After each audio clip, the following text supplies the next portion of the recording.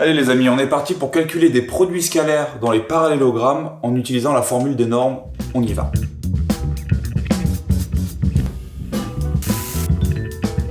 Vous savez maintenant calculer des produits scalaires dans un triangle quelconque.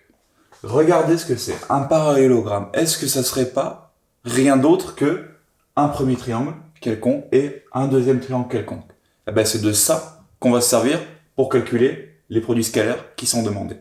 Donc on commence par reporter les longueurs. Donc je vous rappelle qu'un parallélogramme, il a les côtés qui sont en face égaux. Donc si là j'ai 8, là j'ai 8, si là j'ai 3, là j'ai 3. Et on attaque. Alors le premier, AB scalaire BC. Donc on va d'abord se demander dans lequel des triangles on se place. Ben, AB, BC, donc on se place dans ce triangle ici. Donc je vais recopier mes deux formules de normes. Je vous rappelle qu'à chaque fois, on a deux possibilités qui s'affichent là. AB scalaire BC, c'est soit 1/2 de norme de AB au carré plus norme de BC au carré moins norme de AB moins BC au carré. Je vous rappelle qu'à chaque fois, vous êtes obligé d'écrire les deux formules au moins au début parce que vous ne savez pas laquelle des deux va marcher, laquelle des deux va être intéressante. Donc, je recopie ma première formule, je recopie la deuxième formule. 1/2 de norme de AB plus BC moins norme de AB au carré moins norme de BC au carré. Et là, on va se demander laquelle des deux est la plus intéressante. Et pour ce faire, on va marquer les longueurs qu'on connaît. Donc celles qu'on connaît déjà, c'est AB et BC, 3 et 8. Donc AB 3, BC 8, AB 3, BC 8. Maintenant, on va se demander, parmi AB moins BC ou AB plus BC, laquelle est la plus facile à calculer pour moi? Eh bien, AB plus BC, je vois tout de suite que c'est un châle. Et AB plus BC, ça me fait en fait AC. Donc cette longueur-là, je la connais aussi. Donc j'ai pas besoin d'utiliser la première formule, vu que la deuxième marche. Et je calcule. 1/2 de 11 au carré, moins 3 au carré, moins 8 au carré. 11 au carré, 11 fois 10, 111, 121, moins 9, 112, moins 64, 112 moins 64. Un petit coup de calculette parce que c'est le matin et que je ne suis pas du tout frais. 112 moins 64, ça nous fait 48 divisé par 2, 24.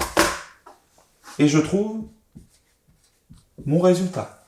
Alors, on va essayer de voir maintenant, que c'est au moins la troisième fois que vous le faites, une technique un peu plus rapide pour savoir laquelle de ces deux formules il vaut mieux utiliser. Vous remarquez que dans les deux cas, on a AB plus BC. AB, BC. Donc dans les deux cas, on va trouver ces longueurs. La question qu'on va se poser, c'est est-ce qu'on a plutôt intérêt à calculer AB moins BC ou AB plus BC? Ben là, je vois tout de suite que moi, ce que je voulais calculer, c'était AB plus BC. Autrement dit, quand les deux vecteurs que vous voulez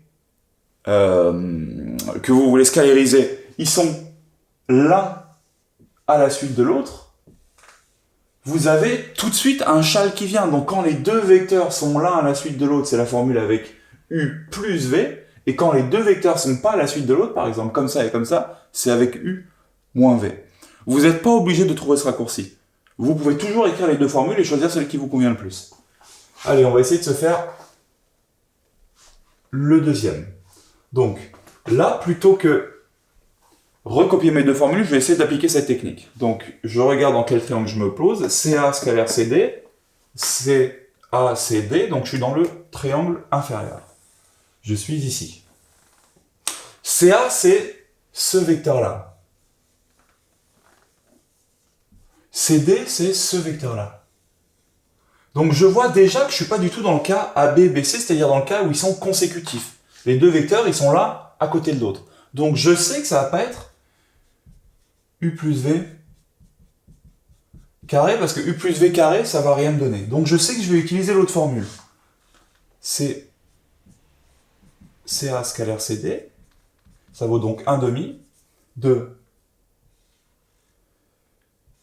norme de CA au carré plus norme de CD au carré moins norme de CA moins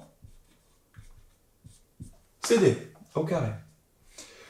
CA, je le connais, il vaut 11. CD, je le connais, il vaut 3. Il ne me reste plus qu'à trouver CA moins CD. Et là, je refais le coup qu'on a déjà vu, c'est-à-dire que moins CD, c'est comme plus DC. Donc ça me fait CA plus DC. Maintenant, je les inverse. DC plus CA. DC plus CA, ça me fait juste DA. Et DA, je connais sa longueur, elle vaut 8. Du coup, j'ai plus qu'à dire que ça fait 1 demi de 11 au carré plus 3 au carré moins 8 au carré. Et 11 au carré, oui, j'ai la flemme, plus 3 au carré moins 64, ça me fait 66, divisé par 2, 33. Et je me retrouve avec 33. Vous voyez comme c'est puissant cet outil? Juste en vous demandant finalement, est-ce que je vais utiliser la formule où je me retrouve avec un U plus V ou est-ce que je me retrouve avec un U moins V, vous savez directement laquelle des deux formules utiliser. À vous de jouer. Allez, on rajoute une petite question bonus sur cet exercice. Donc, que se passe-t-il si je vous demande de calculer AB scalaire AD? Autrement dit, ça, scalaire, ça. Vous vous dites, bon, moi il faut que je trouve le triangle quelconque dans lequel je m'inscris. Le problème, c'est que ABAD, ça s'inscrit éventuellement dans ce triangle-là. Mais pour ce triangle-là, vous avez un côté, vous avez l'autre côté, mais vous n'avez pas cette longueur-là directement. Donc, comment est-ce que vous allez vous en sortir de ça? Eh bien, vous allez utiliser une propriété fondamentale du parallélogramme, qui est que ce vecteur-là, AB, c'est en fait exactement le même vecteur que DC. Donc, AB scalaire AD, c'est comme DC scalaire AD, et DC et AD, ils s'inscrivent tous dans ce triangle-là, pour lequel vous possédez une, deux, trois longueurs, et vous pouvez faire votre calcul avec les deux formules, 1 demi de U plus V, 1 demi de U moins V. Allez, à vous de jouer.